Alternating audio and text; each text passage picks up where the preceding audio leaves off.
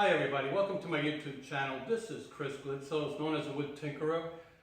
I have this 1930s, give or take, 8-inch joint planer. And it has seen its fair use throughout the time. I'm going to be taking it apart and I'm going to try to restore it in its working condition as best as possible. One reason, because I believe that I don't think I could find new parts for it, but I had a friend who gave me a motor. I did find a coupling up online that would match the motor and the drive shaft of the planer. So with no further ado, let's get started in taking this thing down and trying to restore it as best as possible.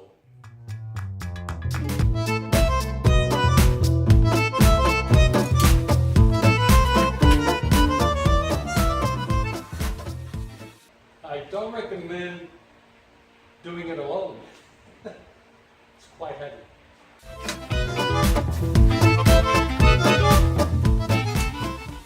Well, that was easy. I already had it pre-assembled. I want to get started on the base first. And, well, I'm going to start pulling some stuff. This is the easiest part. I'll get that out of the way, and then we'll work on the other one. Okay.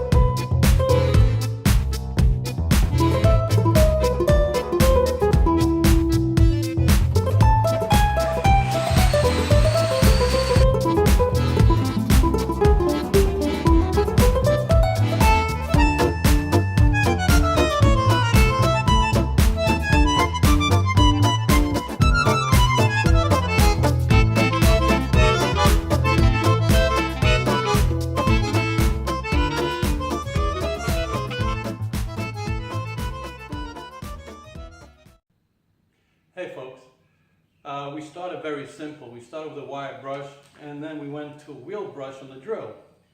Well, it's taken so long that I ended up going and putting paint stripper, and I'm going to leave the paint stripper overnight. There is really thick paint on that. I have to wear a mask because back in the day they did have lead with these things, lead paint. And I'm done for today until tomorrow morning. Hi everybody, welcome to the second day rebuild of this 8-inch joint planer from the 1930s. Before I go into detail, meaning I am going to pull this thing apart, I want to bring something up. When I did use a wire brush, what happened is I got dust all over this shop. Now, using the wire brush, I had the mask, I had, glasses on and so forth, goggles, and the dust actually got on the floor on some of the equipment, which means I'm going to spend another day just going over and cleaning and wiping everything down because I don't want to breathe this, period. Like I said, this is from the 1930s. Back in the day, they did use lead. So what I'm advising is, if you are going to start with something like this, don't go with the wire brush or even the rotary wire brush.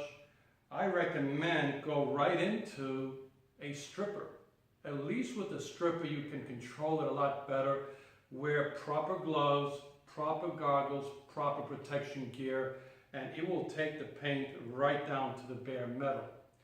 So with no further ado, I'm going to start to pull this apart so this way we can start rebuilding it. And believe me, it looks like it has never seen any work for years to come because all the grease is out, it's kind of rusty, so wherever this thing lay was not in someone's shop. It had to be out in the backyard somewhere. But I love the old tools, I'm a little bit fanatic about collecting old tools. So I'm going to do the best that I can to restore this as good as to the original as I can. But it's never going to be like day one. All we could do is try.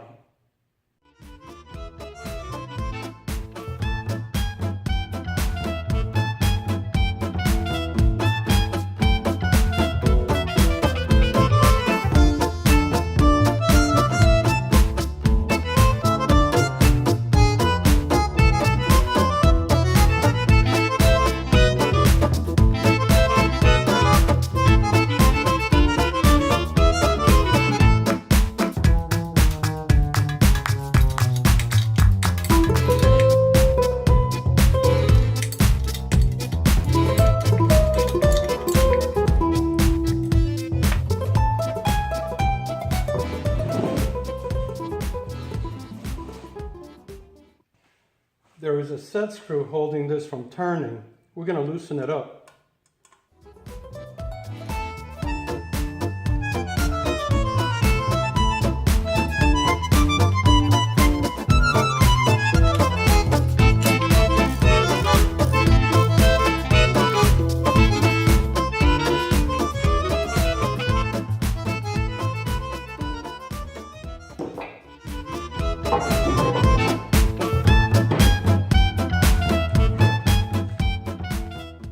Look at all that dirt, huh?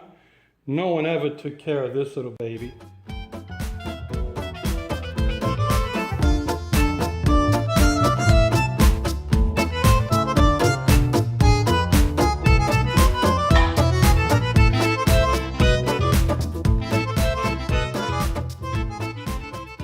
This unit, this jointer back in the day was such a simple build. But they knew how to build things extremely heavy. This whole thing is cast iron, and it's extremely heavy. Like I said, back in the day, they really knew how to build things to last forever. I got one more thing to take apart, so I'm going to put this on the floor and I'm going to get started with the other part. All right, so let me bring that other little piece and we'll finish that as well. All right. I bet you never seen a square bolt before.